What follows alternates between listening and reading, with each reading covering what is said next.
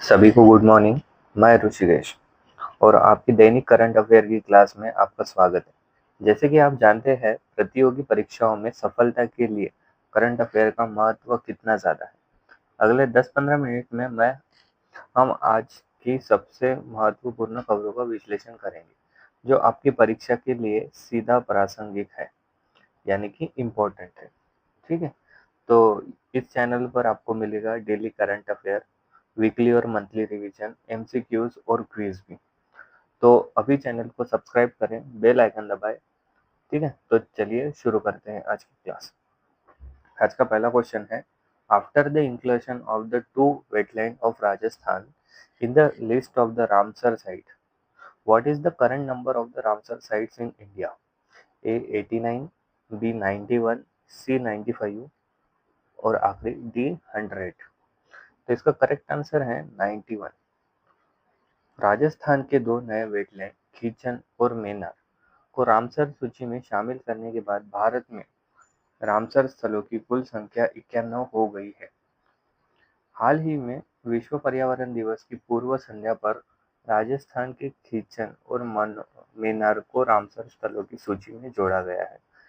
इस नई घोषणा के साथ भारत में रामसर स्थलों की कुल संख्या बढ़कर 91 हो गई है, जो एशिया में सबसे अधिक है।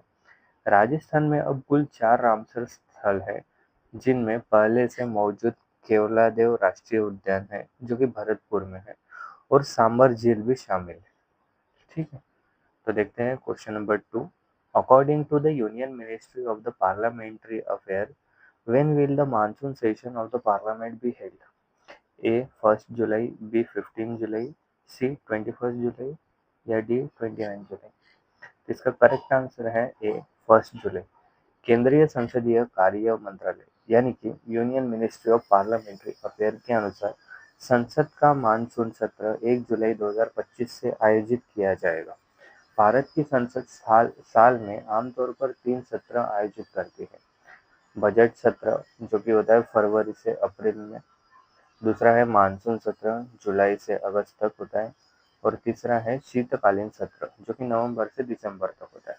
मानसून सत्र मुख्य रूप से जुलाई में शुरू होता है और इसमें वर्षा ऋतु के दौरान संसद का कामकाज किया जाता है। इस दौरान सरकार बजट के बाद के विधायी कार्यों और अन्य महत्वपूर्ण बिलों पर भी चर्चा करती है। केंद्रीय संसदीय कार्य मंत्रालय ने आधिकारिक रूप से घोषणा की है कि मानसून सत्र 1 जुलाई 2025 से शुरू होगा। इसमें लोकसभा और राज्यसभा दोनों सदनों की बैठक आयोजित की जाएगी। ठीक है, तो देखते हैं question number 3। At present India is the world largest producer of the aluminium. A first, B second, C third, D fourth? वर्तमान में भारत एल्यूमिनियम का दुनिया में तीसरा सबसे बड़ा उत्पादक है।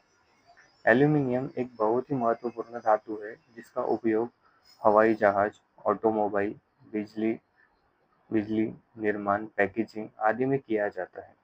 भारत में एल्यूमीनियम का उत्पादन मुख्य रूप से ओडिशा, छत्तीसगढ़, झारखंड और आंध्र प्रदेश जैसे राज्यों में होता है। भारत की मुख्य एल्यूमीनियम कंपनियां हैं नाल्को, नेशनल एल्यूमीनियम कंपनी, दूसरी है वेदांत एल्यूमीनियम और तीसरी है हिंडाल्को इंडस्ट्रीज। दुनिया में एल्यूमीनियम के प्रमुख उत्पादक देश, सबसे पहले नंबर पर है चीन, सेकंड पर है रशिया, थर्ड पर है भारत और फोर्थ पर है कनाडा। भारत दुनिया का तीसरा सबसे बड़ा एल्यूमीनियम उत्पादक देश है। यह भारत की औद्योगिक क्षमता और खनिज संसाधनों की समृद्धि को दर्शाता है। ठीक है, तो देखते हैं question number 4। Which date is the celebrated as world milk day every year? Option है ए 30 में, बी 31 में, सी 1 जून और डी 2 जून। तो इसका करेक्ट आंसर है ऑप्शन नंबर सी 1 जून।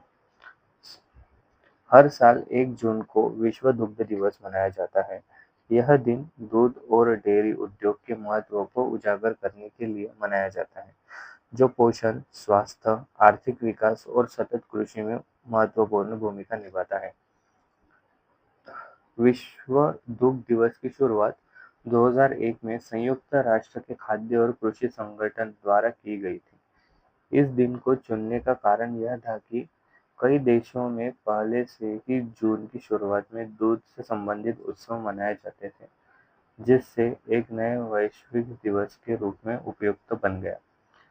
2025 में विश्व दुग्ध दिवस की theme let's celebrate the power of dairy.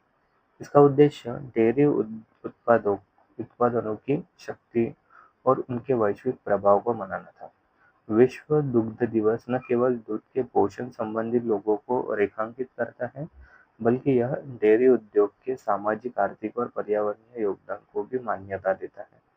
यह दिन हमें स्वस्थ जीवन शैली अपनाने और डेयरी उत्पादनों के महत्व को समझने का अवसर प्रदान करता है। ठीक है, तो देखते हैं question number 5। In which state has the railway ministry approve the Miraj cord line project under the central railway? Option है A Maharashtra, B Madhya Pradesh, C West Bengal और डी कर्नाटक। तो इसका करेक्ट आंसर है option number A Maharashtra. Miraj cord line परियोजना की जानकारी। परियोजना का नाम है Miraj cord line. Miraj junction Sangli जिला महाराष्ट्र में है और इसकी लंबाई है 1.73 किलोमीटर और इसमें लगभग 128.78 करोड़ की लागत लगने वाली है और ये आता है सेंट्रल रेलवे जोन में। ठीक है, मिरज जंक्शन एक महत्वपूर्ण रेलवे जंक्शन इंटरचेंज है जो मिरज पुणे, मिरज कोल्हापुर, मिरज पंढरपुर और मिरज लोंढा जैसे प्रमुख मार्गों को जोड़ता है। वर्तमान में कुर्दुवाड़ी या हुबली से कोल्हापुर की ओर जाने वाली ट्रेनों को मिरज में इंजन या ब्रेक वैन की अदला-बदली के कारण 30 मिनट से 1 घंटा तक लग जाता है।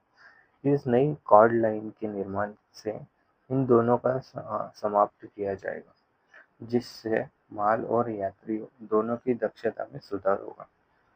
रेल मंत्रालय द्वारा स्वीकृत मिरज कॉर्ड लाइन परियोजना महाराष्ट्र राज्य में स्थित है और इसका उद्देश्य मिरज जंक्शन पर ट्रेनों की भीड़ को कम करना और संचालन को अधिक कुशल बनाना है। ठीक है, तो ये थे क्वेश्चन। अब देखते हैं static GK. In which year was RBI nationalize? RBI का राष्ट्रीयकरण किस वर्ष किया गया था? A 1971, B 1956, C 1949, D 1955। इसका करेक्ट आंसर है option number C 1949। Next question, which of the following plants is important for silk production? निम्नलिखित में से कौन सा पौधा रेशम उत्पादन में महत्वपूर्ण है? ए cassia, B legumes, C peas and D mulberry. इसका करेक्ट आंसर है डी मलबेरी। नेक्स्ट क्वेश्चन देखते हैं, when was the make in India program started? Make in India कार्यक्रम कब शुरू किया गया था? नवंबर 2012, सितंबर 2014, जनवरी 2014 या ऑप्शन नंबर डी सितंबर 2016। तो इसका करेक्ट आंसर है ऑप्शन नंबर बी सितंबर 2014। Question number 9, which is the green planet of the solar system? सौरमंडल का हरा ग्रह कौन सा है? A Mars, B Uranus, C Venus, D Earth. Option number B correct answer है यूरेनस। देखते हैं question number 10, last question, in which of the following state is the Rajaji national park located? निम्नलिखित में से किस राज्य में राजाजी नेशनल पार्क स्थित है? ए मध्य प्रदेश, बी उत्तर प्रदेश, सी उत्तराखंड, डी गुजरात। इसका करेक्ट आंसर है ऑप्शन नंबर सी उत्तराखंड। ठीक है, तो दोस्तों यह था आज का हमारा करंट अफेयर का विश्लेषण। मुझे उम्मीद है कि आपने आज की महत्वपूर्ण खबरों को अच्छी तरह समझा होगा।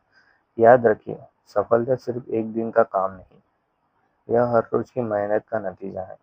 अपनी तैयारी को मजबूत बनाए रखने के लिए इन खबरों को दोहराते रहें और अपने नोट्स जरूर बनाएं। कल फिर मिलेंगे कुछ और नई और महत्वपूर्ण जानकारी के साथ। तब तक के लिए पढ़ते रहिए, बढ़ते रहिए और अपने सपनों को पूरा करने के लिए जी जान लगा दीजिए। जय हिंद। Thanks for watching.